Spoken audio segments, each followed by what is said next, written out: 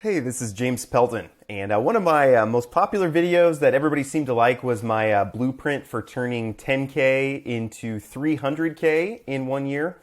And I had a lot of requests for both sides of that. So for, turning like maybe $500 into maybe 10,000, that growth process. And then also when you get to 100K, turning it into something bigger. So I'm going to start with the bigger one. But this is my blueprint for turning 100K into $1 million using crypto in 1 year. Okay. And I'm just going to get ahead of some of the comments. I understand that a lot of these projects are pretty volatile and the price of these different coins goes up and down. So I'm not saying that if you do this, you will for sure these will be your results. Okay. This is not financial advice. This is just similar to how I have my portfolio set up. And this is my plan going forward. Another thing in crypto is the further that you get out from now, the less likely that the results are accurate, right? As time goes on, 12 months in crypto, which I have this planned out for 12 months, is a lifetime, okay? So you'll probably have to make adjustments as you see, oh, this project's not doing as well as we thought. This project's doing better. And that's why I have so many different projects in this portfolio, is because you don't know which ones are going to take off and which ones are going to fall apart. And so if you're in a lot of them, that's diversification, and it can kind of help your results a little bit. So I would say as you get further out, the results are less likely. But this is kind of how my blueprint would look if I had 100K and was trying to turn it into $1 million in 1 year. So let me just walk through these real quick.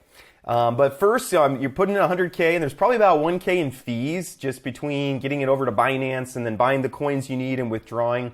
So I'm going to say you have 99K to start with.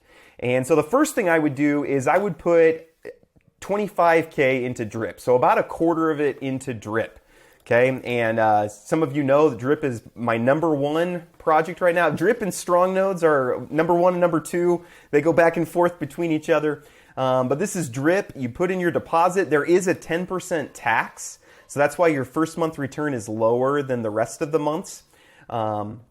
But there is a tax that's put in there. And your initial deposit is burned. So this is another question I get a lot. So you can't put in your 25K and then get it out the next day. Okay. You can put in 25K and then start growing it 1% a day after that. So that's the first thing I would do, is put in about a quarter of it into Drip to get that 1% a day. And you can see, like, over time, if a year of doing that, your Drip is worth $676,000.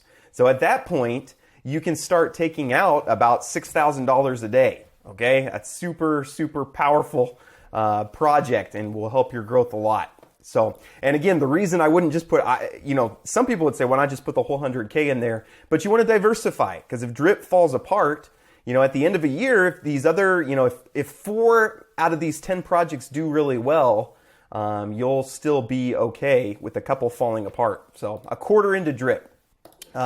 Second thing I would do is I would put a little bit into Hyperfund, and I know some of you don't like Hyperfund, and some of you say it's a Ponzi scheme, and if you Google Hyperfund, bad things come up. I understand all this. I can't even Google it correctly. I've put money in, and I've consistently gotten money out for a long time, for like 10 months, I would say. So it's still up there. It doesn't have as good of returns as something like Drip. It offers 15% return a month. But in some ways, that lower return, I feel better about that because it seems more sustainable. So don't comment below Hyperfund is a scam. I know people think that. If you don't want to do it, fine. Then just delete this row. Okay. And by the way, if you want to make changes to this spreadsheet, you don't request access to it. Okay. I get a lot of people requesting access. Go to File and Make a Copy. Where'd it go? Make a Copy. There it is. File, Make a Copy, and then you can edit it. Then it's your version. You can change it however you want. Okay, don't try to change my version. So that's the second thing I do, is Hyperfund. The third thing I would do is I would buy 6 StrongNodes. So I put this number over here of how many StrongNodes you have.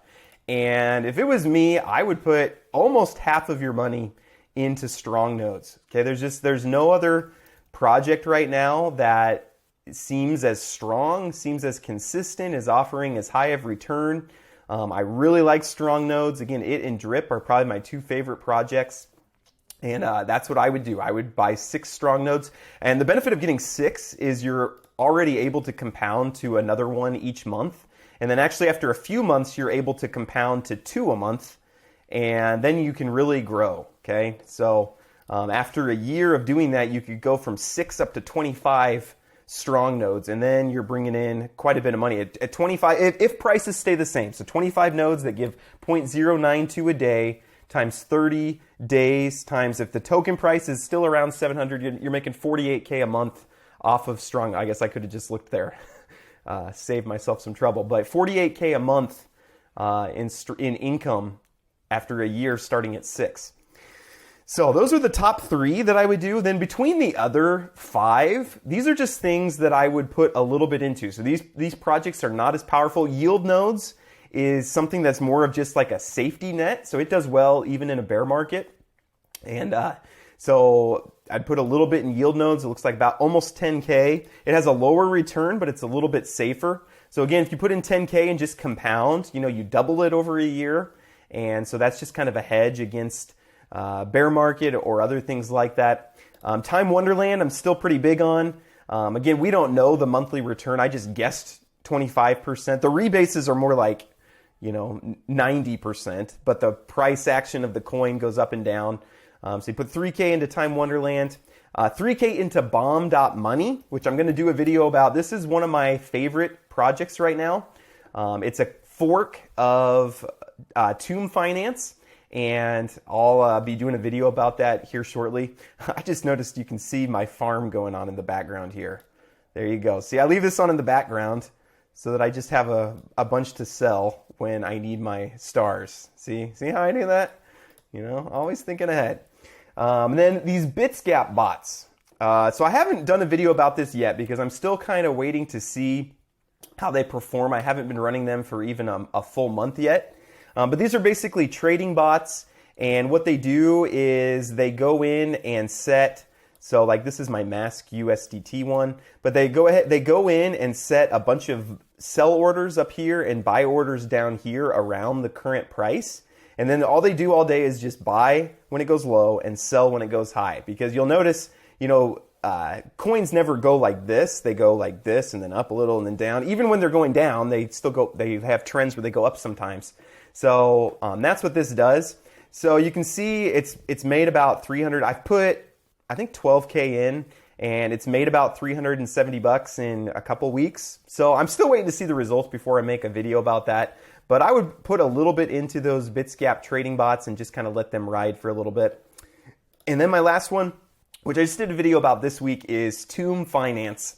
And I would put a little bit into Tomb Finance just because I expect, again, not financial advice, I expect Phantom to kind of blow up this year. And so I wanted some Phantom exposure just because I think Phantom could 10x this year, the price of the coin itself. It's at like $3 right now, and I think it could go up to $30. And the nice thing about Tomb Finance is you get that, you could just buy Phantom and just hold it in your wallet, and that would be great, right? But the nice thing about Tomb Finance is you can have that Phantom exposure. Let me unlock my wallet here. But you can get that Phantom exposure with a 234% APR. And don't forget the difference between APR and APY. APR doesn't take into account compounding. 235% APR compounding is like almost 1,000% APY. Okay, so go watch my video on Tomb Finance if you want more info on how T-shares and Tomb and all that works. So this is kind of what I would do with my portfolio right now. There's maybe some other things like some miners and things like that, but this is kind of an easy way that I would kind of look at this. And this, again, I don't include a lot of experimental projects in this.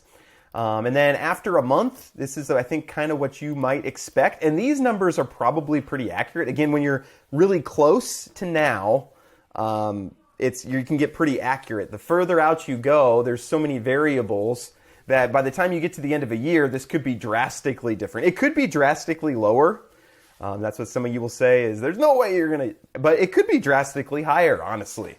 If Phantom ends up 10xing and, maybe you end up putting more into Phantom, maybe the price of Drip, it's at like $70 right now. Maybe it goes up to $200 and you end up, that ends up exploding. Maybe the price of Strong goes up to $1,500. Maybe it goes down to $200. We don't know.